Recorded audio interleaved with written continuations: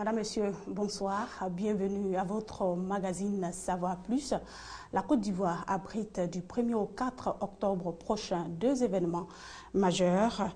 Le premier congrès francophone des laboratoires de biologie et le premier salon international de la santé et du matériel médical dénommé Expo Côte d'Ivoire, MEXI 2013. Ces deux événements se tiennent concomitamment, forment donc un seul événement. Il réunira près de 500 professionnels de la santé et des industriels, des équipements médicaux de plusieurs pays autour du thème VIH, SIDA et résistance aux anti-infectieux. Nouveau défi pour la santé publique. Quel est l'intérêt d'une telle rencontre? Quels en sont les enjeux pour la Côte d'Ivoire? 4 invités pour nous en parler un peu plus. Le professeur Cess Daniel, il est président du comité de suivi du CRESAC, Centre régional d'évaluation en éducation, environnement, santé et d'accréditation en Afrique, et il est ambassadeur ASLM.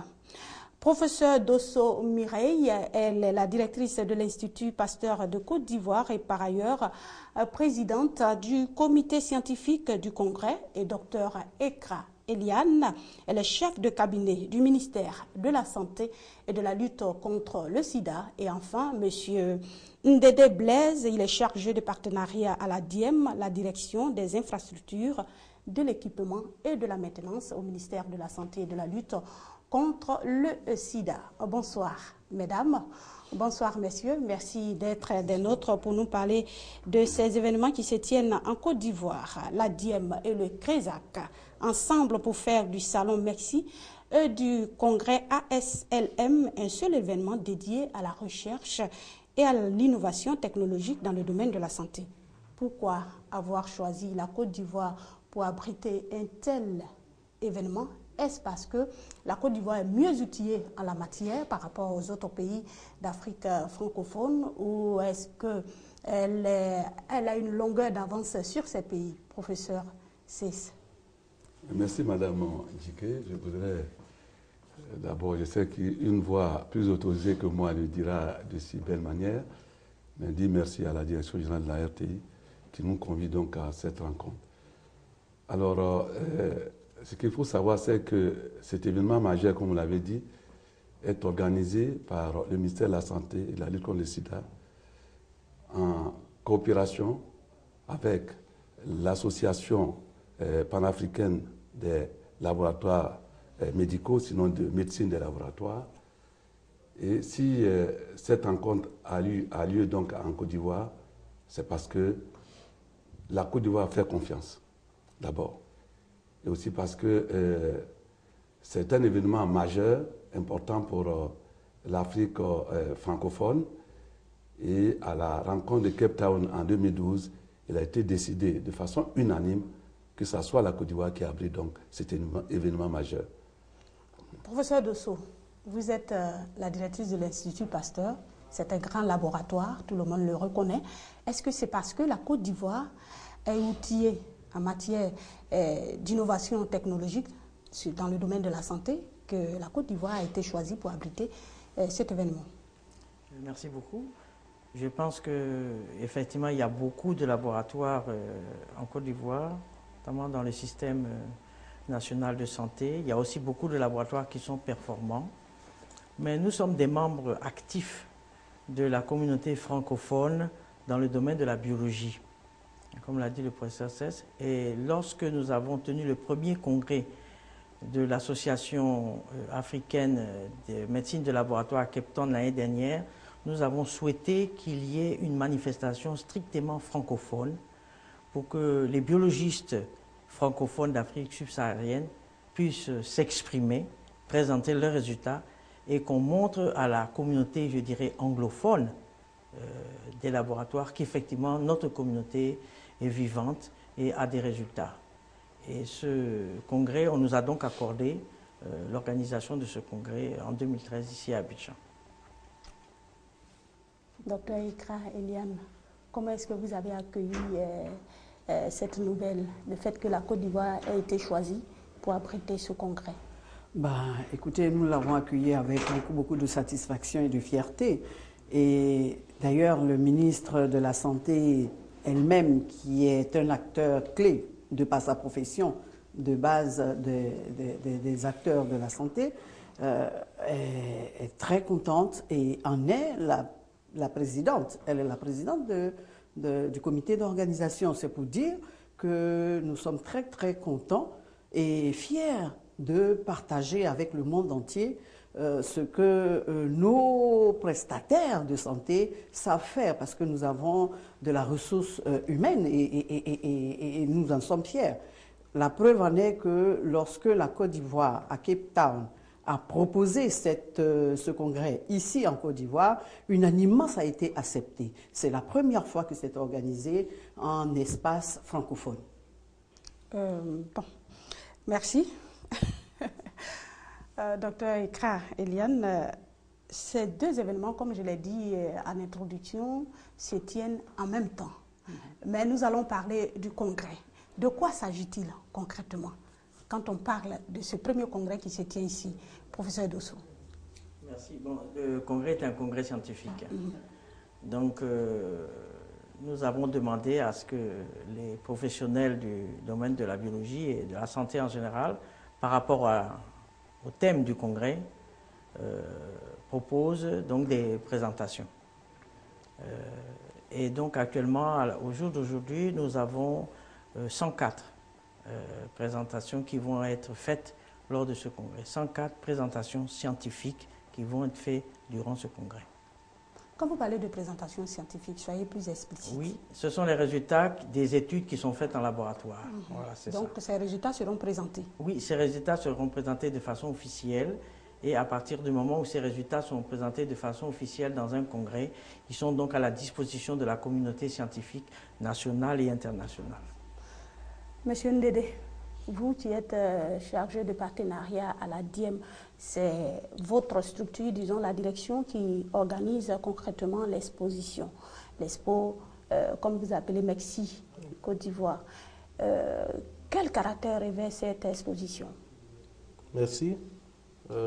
Comme Madame la chef le disait tout à l'heure, je voudrais d'abord dire que la DIEM est une direction du ministère de la Santé et de la lutte contre le sida. Et cette direction est rattachée directement au cabinet. Donc, c'est le ministère de la Santé qui organise l'événement. Bien sûr, nous sommes une direction qui mettons cela en pratique. Nous avons proposé cet événement au cabinet en début d'année. Et bien sûr, Madame la ministre, étant donné que cette année a été décrétée année de la santé, a bien voulu nous soutenir, nous a donné l'autorisation d'aller dans ce sens, dans le sens de l'organisation.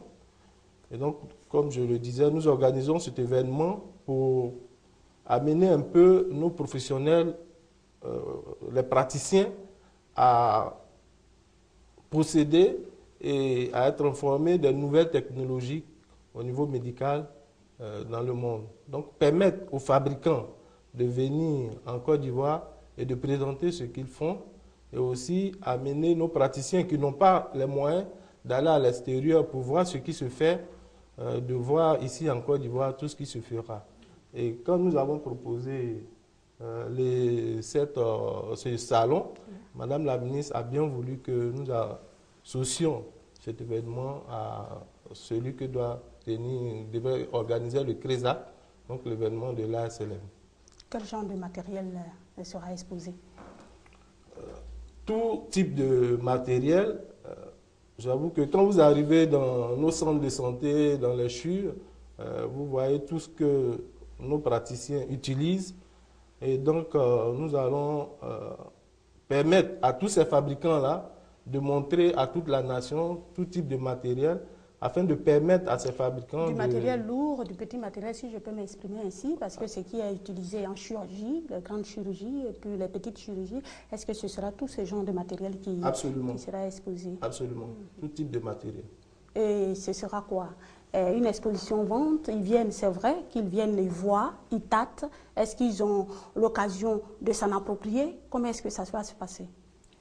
Oui, en organisant l'événement, nous nous donnons l'occasion à nos professionnels de connaître le matériel Mais vous savez que les hommes d'affaires, des fabricants qui viennent en Côte d'Ivoire, c'est pour eux aussi l'occasion de faire des affaires. Donc, ils présentent leur matériel et c'est une concurrence positive entre eux parce que le matériel lourd, ce qui existait avant, n'est pas forcément ce qui existe aujourd'hui parce que on avait avant des grands ou des gros échographes. Actuellement, vous avez des petits échographes, des échographes portables. Donc, dans les différents dossiers d'appel d'offres, pour conseiller ou pour recommander un matériel à une structure, il faut bien que cette structure-là connaisse. Donc, voilà. Donc, je disais que nos praticiens vont connaître le matériel et aussi c'est l'occasion pour ces industriels-là de proposer, donc de faire des affaires. Okay. Professeur Dosso, quel est l'état des lieux des laboratoires en Côte d'Ivoire? Parce que le congrès est consacré aux laboratoires. Merci beaucoup. Comme le disait monsieur de la Diem, effectivement, c'est très difficile l'équipement des laboratoires. Au niveau international, maintenant, il y a des règles, il y a des normes. Et nous sommes en train, notamment à travers le CRESAC, mais à travers d'autres activités, d'essayer de normaliser les activités de laboratoire, d'essayer de normaliser les équipements, d'essayer de normaliser aussi les infrastructures pour les mettre aux standards internationaux. Financièrement, c'est très lourd. Et je pense que l'occasion de ce congrès, c'est de faire le point de l'existant, non seulement en termes de pratique de laboratoire, mais aussi en termes d'équipement. Et la Côte d'Ivoire est quand même sur une bonne voie, puisqu'un certain nombre de nos laboratoires sont entrés dans le processus d'accréditation. Et nous espérons avoir les premiers laboratoires accrédités à la fin de 2014. Donc c'est dire la démarche qualité dans laquelle nous sommes actuellement. Disons que les laboratoires, il en existe, mais il faut qu'il y ait de bons laboratoires. Mais est-ce que ces laboratoires, tout coup, est-ce qu'ils sont fréquentés par la population? La population est consciente du fait qu'il y a des laboratoires qui existent et qu'il faut les fréquenter? Oui, par rapport à ces 10 dernières années, il y a une fréquentation accrue des laboratoires. Maintenant, la population commence à comprendre qu'il faut d'abord faire une analyse et ensuite la prise en charge sera meilleure et certainement peut-être aussi moins coûteuse. Mais est-ce que les praticiens, parce qu'aujourd'hui, ce qu'on a l'habitude de voir, quand on se rend dans un centre de santé, automatiquement, c'est une ordonnance qu'on délivre aux malades. Et les praticiens, comment les emmener à avoir ce réflexe-là? Oui, c'est aussi l'objectif du congrès, c'est ça, c'est de leur montrer ce que les laboratoires de Côte d'Ivoire, mais également les laboratoires de la sous-région ouest africaine font et sont capables de faire et ce qui est à leur disposition. C'est aussi une sensibilisation. Est-ce que le seul congrès suffit? Regardez bien, si vous faites attention, vous verrez que ces deux événements couplés, vous l'avez dit à plusieurs reprises, ce n'est pas neutre, ce n'est pas du tout neutre. Nous parlons d'un thème générique qui est le VIH-Sida et résistance au traitement anti-infectieux. Donc là, nous avons un défi.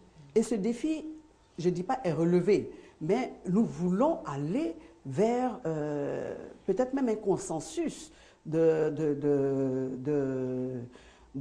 traitement en questionnant les labos, voyez-vous. Parce que vous ne pouvez pas, en Europe maintenant c'est ça, c'est d'ailleurs ce que le professeur vient de dire, vous allez questionner le labo, vous avez les résultats du labo et puis vous venez voir le praticien qui, au vu de, ça va plus vite. Maintenant nous disons, labo oui, mais quel type d'équipement dans le laboratoire pour aller très vite vers le traitement? C'est pour ça que nous faisons appel à tous ceux qui ont je pourrais dire ce type d'équipement et aussi aux professionnels, aux professionnels des labos, pour utiliser ces nouvelles technologies parce que le monde va vite, mais le monde de la santé particulièrement va très vite, donc il faut se coller à cela pour avoir des résultats en temps rapide, en temps réel, et puis aller vers un traitement qui tape, qui cible ce que vous recherchez. Alors, nous allons venir au thème. Vous avez parlé du thème. Pourquoi VIH et SIDA et non pas, disons, l'hypertension artérielle, la tueuse silencieuse qui fait beaucoup de dégâts aujourd'hui, ou bien même plus de dégâts que le SIDA, si je peux m'exprimer ainsi. Pourquoi avoir choisi le VIH et SIDA spécifiquement? Professeur Dosso. Ben, le VIH-Sida, c'est parce que c'est un grand problème de santé publique depuis plus de 20 ans et qui a révolutionné complètement la médecine, qui a révolutionné le laboratoire même, etc. Ça a été un formidable moteur pour la biologie, n'est-ce pas? Et les résistances, parce que malheureusement, la résistance aux anti-infectieux a atteint un niveau très élevé. Et il est important qu'ensemble, on en prenne conscience pour que les politiques puissent prendre des décisions adéquates. C'est ça. Mais aussi, ce que je voudrais dire, vous savez, les équipements de laboratoire, une fois que vous avez un certain nombre d'équipements de laboratoire, vous pouvez cibler la plupart des pathologies, que ce soit l'hypertension artérielle, le diabète ou les pathologies cardiaques. Okay. Qu'est-ce que vous voulez ajouter? Oui, je pense que Mme Rousset de ça a raison. D'abord, les thèmes. Vous voyez qu'il y a deux thèmes. Il y a le VIH, parce que c'est connu maintenant, et que ça fait des dégâts, n'est-ce pas, donc dans notre contexte. Il y a aussi les autres infections, comme le paludisme, la tuberculose, et j'en passe, qui posent des problèmes. Donc, à la vérité, si on associe les labos au sens large du thème, que ce soit la recherche ou même simplement le laboratoire d'analyse de biologie médicale, c'est que ça apporte un plus, dans la mesure où on peut mettre en évidence un certain nombre d'effets ou de conséquences dues, donc, n'est-ce pas, à la façon même de prendre les médicaments aussi. Parce que la façon de prendre les médicaments intervient, n'est-ce pas, dans les résistances. Donc, tout cela, pour nous, est important. Et c'est là où je voudrais vraiment féliciter le ministère de la Santé et Madame la ministre d'avoir accepté qu'on tienne ce congrès au niveau de la Côte d'Ivoire pour permettre donc et aux populations et aux professionnels de la santé de s'imprégner, d'être sensibilisés sur les problèmes réels créés par d'abord les médicaments illicites qu'on prend n'importe où et les résistances que les médicaments peuvent provoquer vis-à-vis des pathologies. Je crois que c'est quand même important tout ça de le dire. Il n'y a pas que le VIH, il y a aussi la tuberculose, le paludisme et d'autres pathologies infectieuses.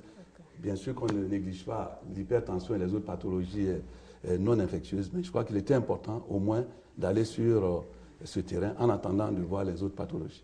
Alors je reviens à ma question, est-ce que les 2 jours de rencontre suffisent pour amener et les praticiens et les patients à changer de mentalité? Il y a 4 jours, disons 4 jours, peut-être même 5 jours. Dites-nous, est-ce que ces 5 jours-là suffisent pour amener les Ivoiriens à changer de mentalité en ce qui concerne la fréquentation des laboratoires, le réflexe laboratoire? Écoutez, nous avons ciblé la visite d'abord des stands et nous avons demandé, nous profitons de votre espace, pour demander à la population pendant ces 4 jours, de visiter les stands pour voir ce qui se passe. Nous avons également associé à cela les étudiants en médecine et puis tous les professionnels, évidemment, de la santé. Parce que c'est d'abord le problème des professionnels. Il y a une résistance. Qu'est-ce qu'on fait?